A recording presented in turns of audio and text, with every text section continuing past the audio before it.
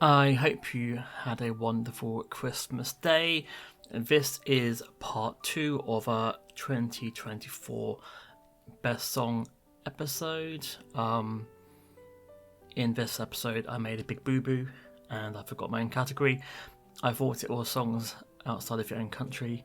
It was Europe, so you don't hear what I would have chosen, but I mean, I've got 3 or 4 songs which aren't from Europe, so it's fine. So I'd have Kite as my second collaboration. But anyway, apart from those silly admin mistakes, it was a wonderful chance to catch up and discuss our favourite songs of the year. Like we said, some of these aren't our actual favourites, but it's nice to be able to choose different genres we don't always discuss on the podcast. So yeah, check out the Spotify playlist to listen to our song choices, and I will hear you after the episode. Enjoy. Welcome to the Over Underrated podcast with Fran and Babs.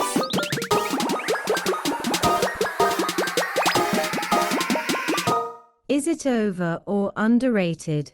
Okay, what's the next track? Number 9, Best Rock. Yeah, was not expecting to discuss this band. So we're going to go for Thursday, who were a band I used to hear alongside things like Taking Back Thursday and Dashboard Confessions, and all those sort of bands from like the early noughties.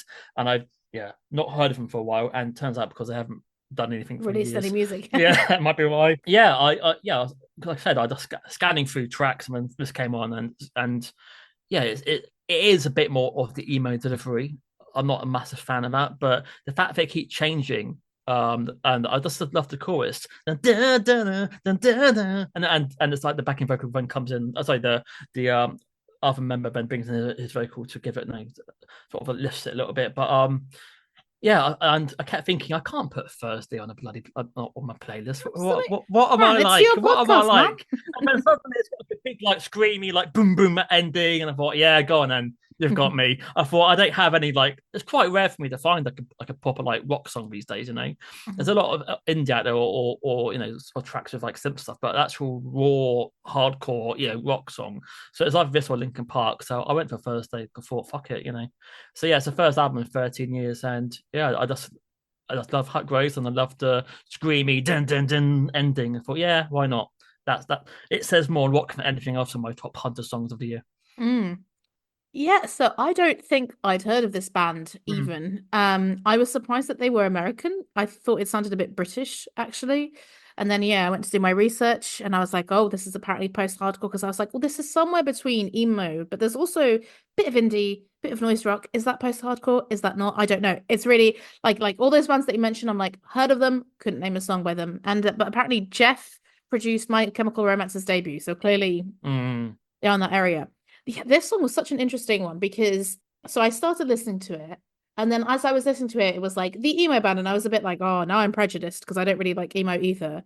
But I was like, no, but this is absolutely is not what you think. And the way that it starts, you have these drums, and I've called them like rain-making synths, like shimmering synths, and you're like, okay, there's gonna be like an explosion at some point, and yeah, some rock R-A-W-K guitars come in for the chorus. I really like the song. I thought it was a masterclass in restraint because there's such an interesting balance between loud and delicate. And the guitar line trilling at the end is so beautiful, like especially in the re-listens at the end. It's so simple, but I think because you've had all these kind of more emo-y rocky things, it's so gorgeous. But I would say the only thing I don't like about it is I thought it was gonna explode a bit more, and the only time that it does that is in the spark moment section, which is quite brief. So I would like a bit more of that, as well as the other areas. But yeah, not expecting to like this, not at all my wheelhouse. But yeah, no, glad that you put it on there because totally new to me. Okay, first everyone. So what's your pick? So my pick for best rock is a new discovery. It's Drummer's Girlfriend by All Black Era. And they are, I've just found out, from Nottingham, new candidates for a future Nottingham episode. I was just there recently. And yeah, I think I mentioned on our last episode that I feel like rock will be on its way back soon, and I think it is due to bands like this. This is rock, but it's obviously like there's other things going on. There's new metal, there's rave, there's a bit of rap, and this song, I find it so addictive. Like when I discovered it, I couldn't stop re-listening to it. Like, so I think it's kind of punk in its simplicity, or like, even though it's kind of like, I guess, rock with a sort of drum and bass drums. Yeah, I don't really know how to describe it. Mm. But then, like, what they do at the end of the song as well, because it is kind of like, the melody line is and the verses are quite repetitive, but at the end, there's not quite a key change. I was trying to I was trying to put down this words. I was like, it doesn't seem like a key change, but it's a different tonality. Could it be more minor key? I don't know. Help, please. No, yeah, there is a shift in that. So, yeah, There's definitely. there's a definite shift, but Yeah. I'm not sure it's a key change, which is why Mm. I didn't write it. So it's like, okay, even though it's a simple song and you think you know where it's going, I thought it sounded very fresh, and it kind of turns on you at the end. And the lyrics I thought were quite deliciously bitchy, because it's quite clearly about, a new unwanted person in a social group. And yeah, the lyrics, back to her place, I'm an unwanted guest. She's pouring up drinks, but she's pouring one less. I never come round because she's always a mess, banging her head in a gothic black dress. She's snorting cocaine every other weekend. She's partly insane. She's my drummer's girlfriend. Which does feel a little bit 2000s feminism, as I like to say, but I don't know. It's very tongue in cheek, and there is a version of this with Wheatus, I was who say, yeah, the band met, yeah. that's the first Which video I saw for their own video. really, Mm. yeah. I mean, I don't think it adds much. That's why I kind of kept the original. But I've just discovered them. I've listened to other songs and I've really enjoyed them. So yeah, this is a band I'm quite excited to see how they develop. What do you Yeah, think? yeah, it's interesting how they're sort of mentioning like cocaine. It's like, aren't they like 16 and 19? It seems they're more of a like an older person's kind of thing. Listen, we're in a year of Charlie Yeah. XX and Kneecap. Drug use is mainstream, man. But yeah, I put down sound a bit like Coach Party. Don't you remember them? Mm-hmm. But also bit more polished. Ravy. Yeah, and yeah, they're influenced by Nine Inch Nails and Prodigy. This catchy as fuck. I loved how she like kind of like forced her sister to join the band. Oh, I didn't read about Yeah, that. yeah, Okay. yeah. Just because her sister's like completely opposite to the singer. It instantly got me. It's a great lyric, and I've been listening to it. I think I like this instantly, and Great. I'm happy to see young black girls in UK playing guitar and going for it. I guess is it Nova Twins have they helped push I these think things Nova along? Twins will help. Maybe. I Yeah, read again someone I mentioned on a previous episode who I couldn't remember her name, and I can. There's the woman called Charlene Kay, the one who does the all songs by Dua Lipa sound like this. yeah. So I mean, she's American, but she shared an article recently saying how, like, is it 45% of customers at guitar shops in the US are American. And they were saying that it's in part because of lockdown and so many purchases were made online. So that kind of bro culture of guitar shops went, because this woman, Charlene Kay, she has a bit that she does where she goes Mm. to guitar shops to deliberately play songs badly, waiting to get corrected by men. And of course, it happens every single time. And I think, yeah, I mean, I remember going into guitar shops to buy my bass and buy my guitar, especially with my mum and dad when I was a teenager. It didn't feel like the most welcoming. But I think, yeah, with people like Nova Twins, I think there has always been like alternative subcultures with a black influence. Like, I follow this really interesting account called Punk Black, Yeah, which showcases, and another one called BIPOC Punk, and they just showcase, of all kind of races and nationalities, like so many obscure bands that I've never heard of. So it's always been there, but now with social media, I think it makes it so much more interesting. And yeah, in the music video, there's Nirvana posters. Yeah, one of them's wearing a Nine Inch Nails t-shirt. So yeah, it's really great to see kind of people taking a genre that's, very stale, male, and pale. Over underrated. What's the next pick on our randomizer? This one we haven't done. So yeah, number 5, best collab. Okay, so I could go for loads. Yeah, so like this one was so hard. I think maybe the hardest. So in the end, I went for Orlando Ah, and Rianne. Orlando, formerly Maccabees, Rianne of A Wet Leg with the song Dig. And as a big Maccabees fan, and I will be seeing that next year, I thought Orlando Week's solo stuff would be up my kind of thing, but it's not at all. oh, right, okay. So this is the first Orlando Week's song I've liked, obviously. And yeah, and with no, we're still waiting to see if Wet Leg are going to be able to, you know, Do that second album, yeah. yeah, do a second album and convince us that they're more than one album wonder. Yeah, it reminds me of early noughties Radiohead.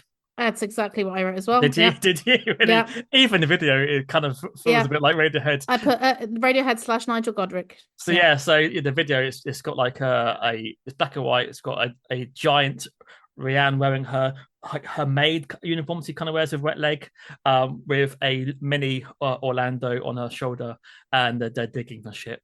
But I love it's really so it changed right near the end. And then Mm. she says, and it brings in this beautiful sort of like line, and it ends too early for me. I want more of that audio it's playing it in the last 30 seconds. But yeah, and it takes a while to grow on you. And I think the vocals work really well together. And it's yeah, just a nice, unique little collaboration. The more the merrier for me. Yeah, actually, this one was one that I liked immediately. Oh, okay. I think because of that, I've written pure piano because so much of the piano lines here, have been a bit modulated. Mm. This is pure piano arpeggio mixed with a more indie sound for the drum and the bass, not drum and bass. And urgent, intriguing songs. And then, yeah, like you said, it changes towards the end with the I'll believe it when I Mm. see it. And then it Mm. whips back round for that final duet. Yeah, and I think you're not expecting her to come back, is what I feel. So the fact that you hear her again Mm. is quite nice. Love his husky voice. I think it matches Rianne's very well. And it is short, but it doesn't feel it like it takes you on enough of a journey, I felt. But I can agree that you could get more out of it, but maybe that's then why it's so kind of Mm. I Well, find yeah. it quite an addictive listen. I wanted to listen again.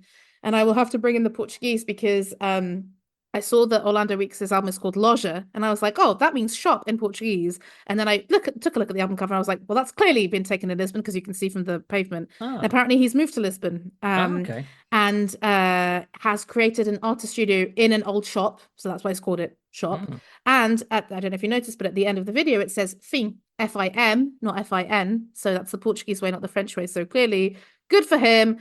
If you're going to commute and raise the prices in Lisbon, fucking learn the language. Thank you very much. Okay. Yeah, I had no idea he had moved countries. What's your pick? So, oh, yeah, I found this. There could have been so many Mm. songs. But I went for the most, let's say, addictive one. So I went for Baddie on the Floor by Jamie XX and Honey Yep. Dijon. And I would like to thank our previous guest, Helen Sadler, for putting me onto this because I did, for the first time, put a shout out on Instagram saying, guys, what's your best song of 2024? I got 3 responses and someone saying, I don't think I know a single song released in 2024, which is very Fuck yeah. interesting, right? But actually, that doesn't surprise me because I think, yeah, again, as we get to our ages, I think Mm. podcasts don't just make a difference for us. I think they're making a difference for other people as well. And I just think, again, because you don't listen to the radio so much, you don't watch music TV so much, like probably people will know songs of this year, but can you name the artist? Can you name the person? Anyway, yeah. But Helen, when I shared that, she was like, "What the hell?" And I was like, "Yeah, I know Helen. Not everyone is like us, but yeah, I've mentioned before on the podcast, I've never particularly been into anything the XX related here and there, but my God, is this song an earworm? And it made me go and listen to the whole album, which I thought was pretty good. I've only listened through it once, but I would definitely want to listen again. And I was trying to figure out like why is this so good? I think, it has 2 different samples. There's the piano is Kenny Burke, Let Somebody Love You, which you can hear and it's kind of sped up. And there's another one called Ain't Say Nothing by Divine Styler. That one I think is more the drum beat. But whatever Jamie XX has Mm. done, I think the way he brings in and out the piano sample and the chopping up of Honey Dijon's voice, I love that. Do you remember Milo? Drop the Pressure Milo. Yeah. Yeah. Yeah. So he had a song called Ricky, which was exactly like this. It was just us going, and I went to listen to what the original song was. You would have never guessed in a million freaking years. It was like a rock ballad that he'd sampled. And then, just when you kind of like you're in the groove, this horn section comes in and you're like, yes, this is the time to let loose. So yeah, I really, like I said, I've tapped out of anything, Jamie, Rummy, whatever. I'm like, yeah, I don't think what they're doing is for me. This has proved me wrong. What do you think? Yeah, I wonder if the XX would come back because I Mm. wasn't a fan of the first album, but I really liked the last album. Yeah, I is listening to a rival. I'll say rival. That's if I've ever heard of us, Gig Pigs, and And yeah, I think either was saying how it's cliche to have "In Raised" by Jamie XX as your favorite album of the year. And I was like, Hmm. oh, I've not even fucking heard it. So when this was on your playlist, I was like, oh, well, it gives me an excuse to listen to that album. And I did discover I like this. So like this, it is a bit more pure house, and I'm not a Yeah. big fan of the house vibe. So I think this is a track that I would prefer to dance to rather than actually listening to. That makes sense. Oh, interesting. I've been dancing in my head, and that's enough for me. So I preferred on the album Life with Robin. Yeah, that's a good Yeah, song. very good Yeah. track. But yeah, it is a little disco-y. That is Hmm. that the sample spells disco. I mean, when I saw horns, I was like, oh yeah, Yeah, it's a kryptonite bit for Fran.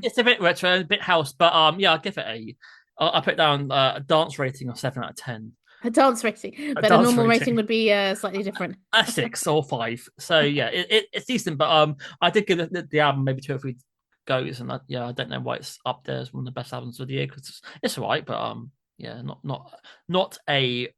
In fact, I've actually struggled to find 5 albums I would give more than a 7 out of 10 to this year. It's so difficult to rate albums Mm, because there's so many albums that I've only listened to like once, mm. because there's so much out there. And I think because of the way that when I do these, I am kind of looking for the single. So a lot Mm. of like it's hard because there's a lot of albums from my past where they probably don't have a standout single, Hmm. and they're hard to discover I finding on streaming. Yeah. So it's my fault. Yeah, well, you just have to go down the influencers slash music Mm, publication routes. I mean, yeah, mm. like there's a song on my long list called "I Love" by Effie and I can't remember, Effie and Mallgrab, that I discovered from the BBC Six Music Instagram account, where they Oh, were like, "These are the best favorite songs," and one of them was "Baddie on the Floor" as well. So I was like, okay, I think I would have got to the song even without Helen's recommendation, but maybe not because when you're on Instagram, you're just scrolling through. Over underrated. so what's the next in our randomizer? So number 10, best track outside of Europe. Fran, instead of having his favorite song from outside of Europe, he's going to talk about a second collaboration that he really loves. Take it away, Fran. Yeah, I've got Kites with Anna von Hauswolf and a previous podcast, Henrik Delacour, and the song is Losing, which is on Kite J Brabham, but they've been going for like 10 years, which is really odd. Yeah. I saw a lot of comments about that of like, fucking finally. Yeah. So the lead singer of Kite used to be in Yvonne and Strip Music alongside Henrik. So he's brought in his former lead singer to sing collaboration with the band Kite. But yeah, they're a very, very Scandinavian sounding dark synth wave. Is it dark wave or synth wave? You Darkwave, I would say, yeah. yeah, delete what appropriate. And yeah, it's got that slow piano build with some dark, deep, emotional vocals, and then the drums come in, it kicks in, and then Henrik's very, very deep vocal underlines it all, and you have images of like I know snow and black trees and crows flying around and a guy falling over with blood on him while singing. I love And it because I've written what I visualize and it's totally different from yours. So oh keep going, really? keep going, keep Oh going. really? Yeah, And then you've all heard the Hans Zimmer Gladiator soundtrack. sure. And it has a beautiful female vocal comes in, but this is a more gothic version, and it takes us away with her vocal taking over the track with no words, just her underlining the synths, and then it goes on for like 6.5 minutes, and it ends. And I'm like, it's fake cliche me. It ticks all the cliche things I like, oh, the Push Mode and and the Cure and everything else, but yeah, I do really like it. So I thought, yeah, I'll pop it in on the playlist. Well, I'm glad you did because I really like this too. The most Swedish of collaborations. So yeah, 3 different Swedes. I didn't Mm. realize that Kite were previously Yvonne. Well, the singer here's the bass player in Yvonne. Oh, okay. There we go. Yeah, it was dramatic. It was atmospheric. It starts with this kind of spaced apart piano chord where you're like, okay, when something's going to happen, when is it? And then suddenly this voice comes in, are you there? For a little bit. Then another man joins, that's Henrik. Then a woman Mm. joins. And for a very long time, it's only piano and drums, but then the synths come in and you're like, oh, okay. And actually, the vocals kind of fade away. And then when they come back, it's much more kind of vocalizing. So I what visually I wrote, love the journey of the song. Visually, I see it as either people running through a city at night or people on a boat lost out at sea calling for help. Is Ah. is what I went for because it's just again it's very wavy.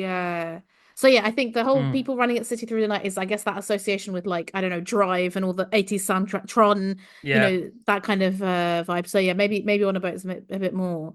Have you seen the music video for this? No, I've seen a really poorly recorded live version of them like playing like a pub in Hamburg. But yeah, I've not seen the music video. It's really weird. It's Is it? basically like it actually took me out of the song completely. I had to stop watching it and just kind of listen to the song again. It's kind of just a random compilation of visuals that's a bit difficult to explain. Like it Mm. feels like I don't think it is, but it almost feels a bit AI elements in it. Oh, I was really? like, yeah, I'm not feeling this. Um, but yeah, I love the song. I thought I read that it would be a great addition to the Dark soundtrack. That's kind of dark 80s Mm-hmm. and yeah, again, I've listened to it 3 times. I can't really remember it, but I'm excited to get to know it. Like this one, I did add to my long list. Oh yeah, and Yeah. hang on, which ones have I mentioned? Yeah, I also added Funeral for Justice and VHS Rave as well, and one more that's yet to come. Oh, okay. So what's the next? What's your pick? So my pick for best track outside of Europe, it's Sked by Denzel Curry, accompanied by Kenny Mason and Project Pat. So Denzel Curry is again one of those rappers where I'm like, I've heard of you. Mm. Never thought to look into him until I saw a comment from Steve Ansell from Blood Red Shoes about a song that he produced recently. And the comment was, in another strand of the multiverse, I smoke weed all day and only produce hip hop records. And some of that reality has bled into this reality. This song, which is a song called Under the Weather by I Love You, Honey Bunny, he Mm. says, it was mixed by me, mastered by Robin Schmidt, who I sent a Denzel Curry song to and said, make it have this much low end. So I was like, oh, I'm intrigued. I know that Steve does a lot of production and I quite like some of the songs that he produces. So let's go check him out. Um, and so yeah, either this song or another single from this album was the first one that I heard, and I was like, oh, this is great production. Like this song is my favorite off the record. Again, I've listened to the record maybe only through 2 or 3 times, but the bass is absolutely filthy. I hope you agree. Like absolutely filthy bass going through it. And the chorus is very, very catchy, kind of almost like sing-songy Nasirami. And I said what I said, but you're scared, but you're scared. I don't go to sleep without a Glock by my bed. Again, cannot relate. I have no guns in my house. Can I just mention for the Mm. first 4 or 5 listens, I thought he was saying I can't sleep without a clock in my bed, and I thought, me too, my friend. And I thought, oh, again, you say, no, I'm out. I much You prefer gotta keep that. time. You gotta keep time. Gotta keep time. And so, yeah, what are your categories? Because he says, I'm about my family, God, business, and my bread. And I was like, oh, I don't know what type. I think, yeah, my cat, my CDs, my podcasts, my travel. I don't know. I don't know what my four would be. But I mean, even outside of that very catchy chorus, I've put extremely good flow. And Fran, I've had a Negroni, and I'm gonna try and dim some of it now. Mm. But it's oh God, no, maybe I can't anymore because I've forgotten it. But the bit where it says, "What could you do, huh? Try me, they put you in suits, huh? Huh? You is a fluke, huh? I play a bitch like a fruit, huh? Huh? With all the shit that I sing, this water so sick as a flute, huh? Huh? Treating my people like animals, bitch, I grew up in the zoo, huh? Huh? I tried. I tried my best. Absolutely fucked up that first line. But yeah, it's just again, I think sometimes, like with the onomatopoeia of wrist, ritz, spritz, spritz, like, oh, I find it quite interesting. And yeah, as well as the dirty bass, there's lots of different other sounds and elements, and they're brought in really well, I think. There's sound effects like sighs or, the aforementioned guns. Sometimes the all of them are suspended to kind of make a point to really emphasize the lyrics. And I think Kenny and Pat's verses are good, but Denzel seems the superior one on this track. You're always happy when you're back in the chorus. And we've talked before about how some hip hop can, not be so great live. But I saw a version from this year at the Dodger Stadium where he brought on Kenny, and it was very good. And I went to explore his Stadium. yeah, yeah, yeah. I think Wow, he's they're again, massive. I think Oh. probably huge rapper that we don't know about in Europe. Um, and I really recommend, like, if you like this at all, he did a really good version for like a version, the Triple J thing Yeah. of Rage Against the Machine's Balls on Parade. So yeah, obviously I'm not. This is not my thing. Mhm. What as soon as I hear bits, I'm like, oh no. I ca- See, I zone it I, out. I'm like, yeah, I wish you were saying other things, but like, but the bass is so I was, filthy, I know, Fran. but I was holding on to the clock, and now I know it's a clock. I'm like, oh, even the chords is ruined, mate. I can't relate to that. Yeah, I put down farty bass. Oh. It's back. But yeah, I put it down there. It's got no powerful verses, interesting themes, intense lyrics, well produced. But I will probably never listen to this again after today. Yeah, so happy that you've listened to something different, but that's it, yeah. Yeah, but, previously you've got me into Little Sims and Lloyd Corner, but yeah, unfortunately nothing's come through this episode. This is one of those as well where I was like, oh, it does seem like I'm trying to be like, hey guys, sometimes I like hip hop. Let's put on this rapper. But I was like, genuinely, like I did get very No, but I addicted don't to this mind it. song. I don't because, like I said, one thing I miss from my world is I'm now in my own bubble. I liked Mm, meeting people who like different genres because occasionally I get into like a thrash metal track or something. So I yeah, don't. So I like it. Keep it going because otherwise I'm stuck in my own or indie synth pop rubbish stuff I listen to all the time. it's not rubbish. It's not rubbish. Well, Over underrated. what's the next one? So yes, we've got two categories left, and it's thrown up number one, best solo.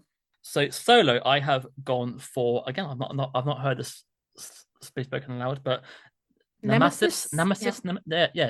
Nemesis. So yeah, this is an artist I had not heard of until this year. I believe my research has gotten there. Palestinian Canadian. Hmm. And I think the music video was filmed in Palestine. I don't know when because I obviously. think it was filmed possibly in West Bank. So Oh, I, okay. but yes, that area. It's called Stick of a Gum, but yeah, it's the album's really worth a check. I feel embarrassed now because I discovered it a few months ago, and now it seems to be appearing on a lot of like critics' choices. I'm like, Well, no, Fran, you got there before. You got there. no, but what's worse is like people thinking I only like this because it's like you know Ah, what I yeah, mean? yeah. That thing. It's like I didn't You know where heard it here. It's on the yeah, records. I did not know where she was from or anything at all. I Mhm, just thought the song came out being a quite a unique sort of like pop song, but had mhm, a lot more to it. And it's only like 2 minutes 45, mhm. but it just feels really slick. I really like her vocal. I have no idea what it's about. I then watched the music video and thought, oh, okay, interesting. I was not expecting that at all. I just thought she was another, North American pop singer. So yeah, and yeah, the album's got lots of quite interesting mature pop, and yeah, I would give it a listen if you like this. What's your thoughts on Nemesis? Well, I did like this, so I will listen to the album. Yeah, I thought this was such an original song, and I was trying to kind of classify it again in my mind. I was like, is this pop? Is this indie? Is this folk? All of the above. And Mm, then one of the YouTube comments was like, oh, it does sound a bit like Fiona Apple in some parts. And I was like, oh yeah, I think that's it. It's kind of those artists that mm, straddle those genres. And she has kind of an ever so slightly raspy voice, which makes her sound, I think, wise beyond her years because I'm presuming she's young. She looks yeah. quite young. And then, yeah, my God, her story, like you said, she's Palestinian Canadian. She was dropped by her label for being pro-Palestine. So Mm, a lot of comments on the video are like, finally, she's an independent artist. And even before that, like she was hired by an advertising company or like a makeup company who failed to pay her. So she wrote a song about it called What If I Took It Off For You, which is about attitudes that women have towards Muslim women who wear the hijab. So I was like, well, she's definitely not your average musician, pop star. mm. And I will take this moment to plug what is one of my all-time favorite TV shows that I hear so few people talk about, which is We Are Lady Parts, which is about basically like a female Muslim band, which is honestly amazing. If you like music, comedy, warmth, it's amazing. It's made me cry several times because there are so many songs that remind me of my mum in it as well. So yeah, What's that on again? I've seen it advertised. on Channel 4. But yeah, I think I saw that the album's called Verbatim, and she said verbatim is just the word verbatim, except someone is grabbing my tongue to symbolize the censorship she's faced. And Okay. the opening lines to the song are, I swear if I showed you a song I made, you'd say it's not your taste. If anyone else but me wrote it, it's a masterpiece. I think that's what it's about. It's like, oh, because she wrote it with her particular viewpoint. So Yeah, I was really blown away by this one because anything that's a bit folky, that again, that's not so much my Mm, genre, but that wasn't just it. And I thought the drum beat and guitar sounding like gunshots at the end is quite brutal, mm. especially when you know kind of what's been going on in her life and stuff. So yeah, really, really exciting to discover and get to know more. So yeah, thanks, Fran. Yeah, it's weird because I used to get described as fake, but for me it seemed too, don't know, modern polished to be fake. Mm. I guess it's I got guess it's the acoustic guitar, isn't it? The acoustic guitar mm. that's in there. But yeah, it's nice. Yeah, that was another. I've discovered so many new artists this year. It's like, yeah, it's been, yeah, and all the new artists I'm discovering are all female pop stars. To be fair, that seems to be the Girl ones power. who are breaking free at the moment. I Yeah. literally, like, I went on a few like groups and like Reddit things saying, is there any new indie bands? And yeah, it's nothing. I was like literally struggling. I don't know what it is. It's just like, yeah, they just seem Again, just maybe I think probably outside of English speaking countries. Like I imagine that, for example, mm, South America, there would be because there is, definitely a subculture of that. I'm thinking of also like I follow an Instagram account if it's like these two very young, I don't know which country they're from, like girls. Literally, they I don't know, they look about, I'm gonna guess like 8 and 10, mm. and they do covers of like all the classic rock that you could think of. Even though I think the English is kind of a bit basic, let's say, and it's like wow, it's amazing how yeah, in certain areas it's breaking Yeah, through. maybe that is it because at the moment it's just all redundant copycat music. It's like, okay, guys, it's just like a copy of a copy of a copy, and it's Mhm. got the guys in the same haircuts you expect in the same coats. It's like, come on. So yeah, I need something to get me excited again. What's your pick? So my best solo is "I Might Be Fake" by Masterpiece, even though cheekily I have chosen the song that he's collaborating on. But I think this is one of the albums of my year, How to Make a Masterpiece. I've loved him ever since I saw him supporting Nova Twins last Mm. year. And we both like Georgia, but have opinions about her last album. So yeah, hopefully we'll talk about her much more. And yeah, he seems to be growing in success. Like he's supported the Kasabian in the Streets this year, which is very Oh, okay. cool. And why I really like the song and why I really like the album as a whole is he's very clearly inspired by Naughty's Indie. And it was quite funny at the concert where he's like, guys, who's seen the Meet Me in the Bathroom film? And everyone's like, what? Because I'm like, yeah, everyone here is like, I feel like under 25, mostly apart from me, a few dads as well. I like, again, I couldn't stop listening to this song. I think this, yeah, was maybe in my top five most listened to. Again, I was trying to figure out why do I like it so much. I just think the bass line and the synths are very well melded. You've got the drums leading up to the chorus to get you going, and then George's harmonies fit in so perfectly with the chorus, and him coming in with the callback Mm. fits really well. But yeah, ironically, given what we've just discussed, so I was like, oh, who produced this? And it's a guy called Matt Schwartz who's produced like a lot of songs for Kylie, for Youngblood, for Cheryl. Even he even co-wrote a song with Massive Attack. On his Twitter bio, he says "Proud Zionist," and I was like, right, okay. So those are Wow. the two different songs we have for this category. Like I hadn't realized that that was your category, but that is quite ironic, showing the political divide at the moment, and I know which side I'm on. Four of your tracks made it into my liked. So tell me. So yeah, Masterpiece, English R&B, Drummer's Girlfriend, and yeah, Baddie on the Floor, the four I liked. Yeah, so yeah, this just burst out. Bob, yeah, mine is not the Presto. It's got a similar sort of like synth sound to it, isn't it? Yeah, Yeah, yeah. yeah. So it's got it just jumps out with this like beautiful dum dum dum dum dum dum funky song bass, and I prefer his section to George's first section. To be fair, Oh, interesting. yeah, I loved the verse, and so I'm happy when he comes back in at the end. Mhm. But if it had a better chorus, it would be in my top 20 songs of the year. I think the chorus brings it down a bit. That's so But interesting. I think the chorus, like, it's not what makes it, but it's such a nice compliment to it, especially like mm, I really love the synths as well as George's vocals in the chorus. mm, So because yeah, it becomes a bit less indie, much more pure electro. mm. But then the drums come back, the like, drums, not kind of synthesized beats. So But yeah, but yeah, interesting. I've not heard anything else. What else to listen to next from his collection? Oh, that's a very good question. I think Shangalang is quite Shangalang. I think it's called Shangalang. Let me I think I always get this wrong. Shangalang. Yeah, confusing. There's a version of that with Santi Gold called Santi Delang. Santi Delang, Sorry, it's Shangala-Dang, and Heaven. Heaven is my second favorite. Yeah, I wanna know what heaven feels like. Doom, doom, doom, doom, doom, doom, doom, doom. Anyway, I've drank too much Negroni, clearly. Over underrated. So, is it only sync left now? Is it? It's only sync left now. What is your favorite sync track? So, my favorite sync track. I struggled. So luckily for me, O2 phones have an advert in the cinema with Vampire Weekend Capricorn. Not the best song on the album, but it will have to do. So Vampire Weekend, a band who I dismissed quite early on in the Northeast as being just a singles band, and we've discussed them previously on the podcast. They keep creating fabulous albums. They're no longer the poppy fun indie band from 2008, and constantly trying to do new directions. And this has, classical music, it has jazz, it has so many more different strings to the bow.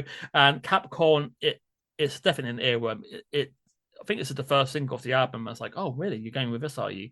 But so you think, oh, this isn't this hasn't got any hooks, but it secretly grabs you.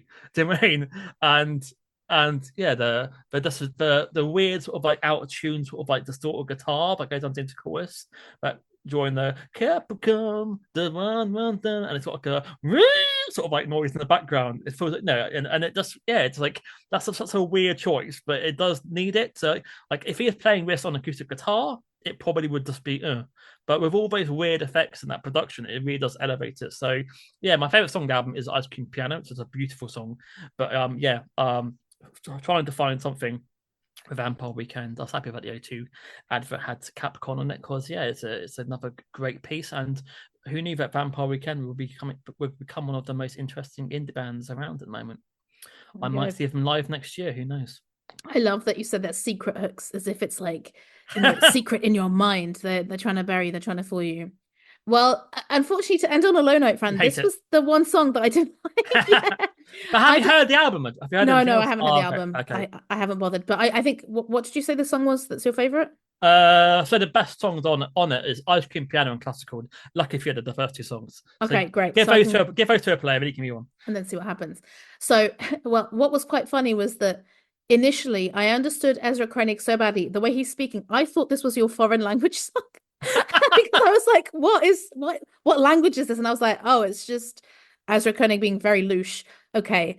So what I've written is the beginning is slightly elevated elevator music with some piano that doesn't seem to fit in that well. Then it gets a bit more weird and distorted. I like that section.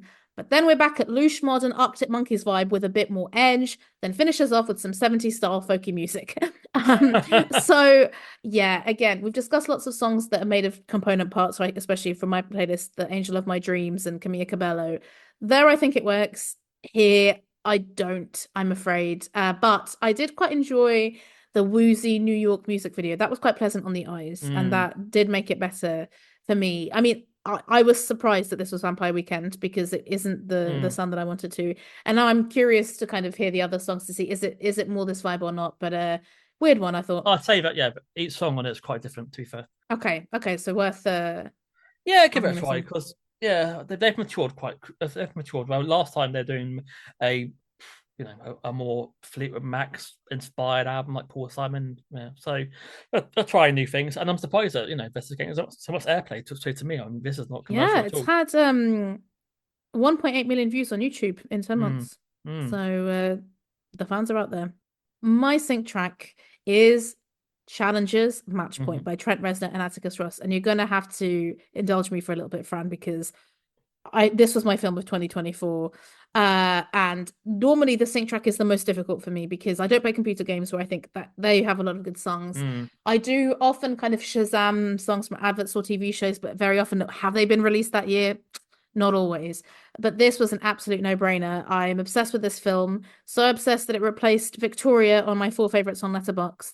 And for sure, part of the obsession is the soundtrack. And I know that when I talked to you about the film, you said that you didn't really like how the soundtrack took you out of the film. I think it works in the tenor sequences. sometimes it's a bit too banging when they just sat down in the cafe. I guess because there's a Mhm. lot of silences between like them, as in no dialogue. So I guess it needs to be fit there. But Mhm. but a rule I was told in film school was if you can note the soundtrack, then there's an issue. And in Mhm. this, his fingerprints are all over the film a bit too much, maybe. But as a piece of music, Mhm. no, I really like it. As I said, I haven't liked it because like I don't tend to have instrumental pieces of my top favorite songs of the year. I know Me neither, Fran. one Me of them neither. is kind of a song on there. They got one like some lyrics on that, haven't they? I think. Well, yeah, so I almost put Compress Repress Yeah. on here, which is the song that's over the credits. But I became obsessed with this soundtrack to another. I think the last time I became this obsessed with the soundtrack was Scott Pilgrim, maybe Oh, okay. in 2010.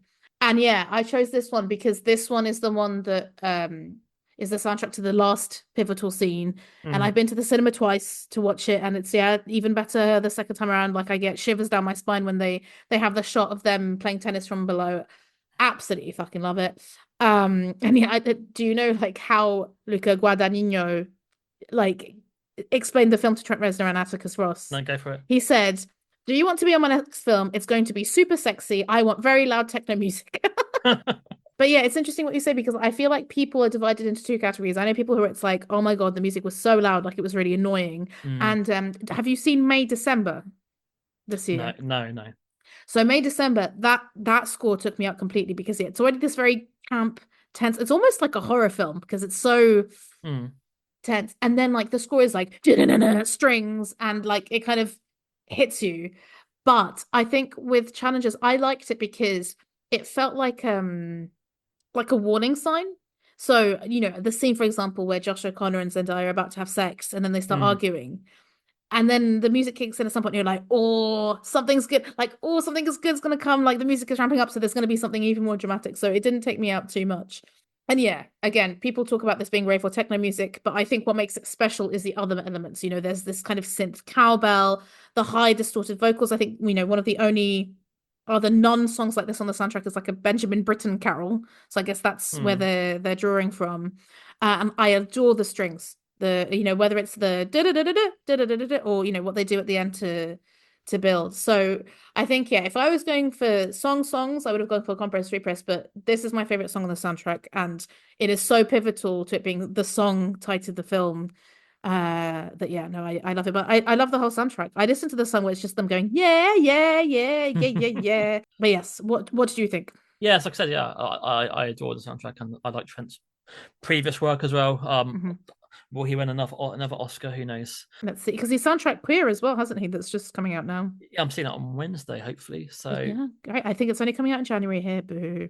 but anyway, so yeah, it's a great score and a great film. But yeah, the only reason it wouldn't be like because I don't tend to put soundtrack pieces, but yeah, highly recommend it.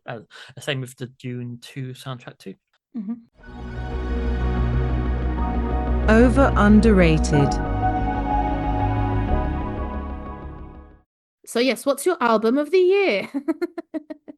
I put down albums I like this year is Nada Surf, um, Oh, Charlie XCX, WH Lung, Maximo Park, Vampire Weekend, New Dad, Father John, um, Misty. yeah, Misty, and Remy Wolf. They're the ones I have in there as in like I like more than half the album. So yeah, but I mean, part of me wants to say Charlie, but I don't want to be that cliche. So Well, I'll be cliche for you, Fran, Charlie X, because I've put Charlie XX, the Brat remix album, the one that also has the main Brat within it. yeah. This Could Be Texas, English Teacher, Masterpiece, How to Make a Masterpiece, Trent Reznor, a Challenger soundtrack, and Fine Art by Kneecap. They're my top five. Yeah, like I said, though, there's no album that has like it's like a 9 out of 10 all-time classic Oh from no, but I mean for me, yet. Brat. Yeah. Well, that Brat, the Challenger soundtrack, and Fine Art Masterpiece, close. Yeah, well, actually, English Teacher Kneecap Masterpiece. Yeah, maybe not 9, but 8 Hmm? at this stage. Yeah. So yeah, I'll give Charlie an 8 out of 10. So probably is my highest rated album of the year so far. There Who we knew go. back when we did the podcast that Yeah, I think you gave it. Did you give it an 8 or a 7 out of I 10? think I gave it an 8. I think Yeah. there's 2 or 3 songs I didn't love. So But it's very difficult when you mm. haven't heard it. Do you have highlights and lowlights? I've written a couple. Highlights was Shed Seven getting two number ones in the UK. Yeah. Fuck it, never thought that fucking happened. The first underrated band we discussed back in I know. 2020. Yeah. And I even bought the CDs as well to to help with the fight. Low light, not going to many festivals or any concerts, and yeah, not really discovering a band that has changed me or blown me away this year. Mhm. And believe me, I've tried, but I like a lot of things, but I've not found like, oh my god, this is my new favorite band. I've not had that yet, but I'm still Maybe looking. 2025 is the year for Maybe that. 2025, maybe. Yeah. Yourself? I put my highlights are how the Brat campaign seems to have really launched a real renewed love for the album. You know, that this is what I was saying of like, I really listened to this album, and I think the reason was because, yeah, of the way that it was released, and then Drip Fred with the remix album, where before the remix album comes out, you're listening to the old album again to do it. It was just really great to see an album take precedence Mm, because, you know, even with the Chapel Roans and with the Sabrina Carpenters, it's the singles. yeah. But with Brat, again, at least on my corner of the internet, I saw so many songs being used. Um, so yeah, I love that, more of that. And yeah, I've put that I've traveled to so many different cities, I think, for gigs this year, like especially around Belgium and in the Netherlands as well. You know, I went to a gig in Groningen, which was great. My lowlights, everything that Kate Nash is saying about the music industry at the moment. I don't know if you've Yeah, seen what she's saying. she's selling her bub, isn't she, now to make money. Yeah, She's selling her bum on OnlyFans, and then yeah. people were judging her, and she's like, listen, you know, the touring system is broken for working class musicians to deal with it, and it's really good because she's got some kind of support from other musicians Mm, saying that. Yeah, as per usual. So you know how I love to slag off Belgian audiences. yeah. I think I've been incorrect. I think what I don't like is Belgian rock audiences because I went to the Netherlands and Mm, saw a rock band and they were very similar. And I'm like, I think because rock isn't as popular a genre, like it is a sort of older, nerdier genre. So the people who go and watch it, at least in my part of the world, are just much more contained, you know? mm, And and because I'm like, yeah, actually, when I go, like I said, when I've gone to public, when I saw Little Nas X, when I saw Charlie XCX, when I saw Uffy, you know, the crowds are much warmer and brighter. So, can I ask all rock audiences in the Benelux region to fucking get over yourselves and show some emotion and like maybe clap a band when the song is finished and don't just stand there with really? your arms crossed? Yeah. Fuck me. Yeah. In the front. There will be people who will go and stand at the front and don't even clap when a song is finished. It's Wow. really so yeah, this is my as per ever PSA for fuck's sake, get over yourselves. Like yeah, I had a whole conversation with someone on Instagram where they were agreeing with me, and I was, and you know, I've just you know, I've stopped caring what people think about me when I'm at a concert. Like if I'm being the enthusiastic one and everyone's just there, like I'm like I don't care. I'm never going to see these people again. It's a Mm, rock show. I'm going to be in my little corner dancing, but it is obviously a much nicer experience when people are kind of when everyone's feeling it and just like some gigs wargasm the way they had to warm up the crowd and they did it by like being like France was better than this to try and get the Belgians riled up and you're like come on guys like get your heads out of your asses and just like enjoy it, don't just be here because it's you know you're well, I was gonna say it's trendy but the opposite like oh you're listening to rock music when everyone else is not, like come on mm. guys, you know, get into it. So there we go, that's those are my lowlights. Well, I was thinking about the fact that you said that you didn't really get into a band. I think, well, for me, it's like the vindication of Charlie XCX. That's been Yeah. amazing. So even if I haven't gotten into anyone, but yeah, I think I'm just really happy to have such a long list, 90 tracks, each one of them by a different artist. So yeah, kind of no repeats. I'm overwhelmed by just the amount of good music out there, but I'm also really happy that we're living in this age. So yeah, but as ever, don't forget to buy physical media. I was just in the UK and I went to, I think it's called Head Music in Leamington Spa. I used to live in Leamington Spa when I was a student. It used to be a FOP, but now it's this record shop and I bought Brat, I bought This Could Be Texas, and I bought the Bodice Per Paul album, and it felt really good to go to, you know, a place where I used to live and used to buy lots of records and still do that. So again, even if you don't want to have physical media, buy merch, buy the songs digitally on Bandcamp. Yeah, keep it up. I totally agree. I have bought 3 albums this year. It doesn't sound a lot, but it feels like, and all CD. And mainly, I'm not going to play it, but I just wanted to get the band in the charts and support them. So, yeah, and a lot of time, like for Sev 7, they were charging like maybe £6 signed with tracks which never hit Spotify. So did a whole covers album. That's such a good idea. That's for people who bought the physical releases. So like what, £6? Why wouldn't you? So yeah. But I now have bands that I have CDs of bands that have taken their discography off the internet, and I'm so glad to have that. So, and there are still songs that used to be on MySpace and SoundCloud that I have never found again. So yeah, and they're on YouTube, so you can actually stream it off. But not always on YouTube. Sometimes not on YouTube. This is the thing. So, yeah. Yeah, physical music, guys. It's not dead yet. It's not dead yet. We're keeping it alive. Cheers, guys. Hope you have a wonderful 2025, and let us know of your favorite albums of the year. Yes, and your favorite songs, because I did actually put a call out on Instagram, and like I said, I got 3 people. Would have loved a little bit more, though I didn't really put it on the main Instagram. But yeah, if you want to kind of message us or comment on any of our posts with what songs you liked in 2024 or albums especially, because we've not been so good on those, please do get in touch. Bye See you. Thank you for listening to both podcast episodes. If you have listened to part A and B, let us know and you will win a prize. I don't know what it is yet, so it could just be an emoji or something lovely. So yeah, thank you for listening. Again, let us know your favourite songs and albums of 2024, and we will see you next year for more episodes of Over Underrated. Remember, subscribe and like, and talk to us on social media. We are on Over Underrated Music Pod on Instagram and OU Music Pod on Twitter and Blue Sky. Have a wonderful 2025.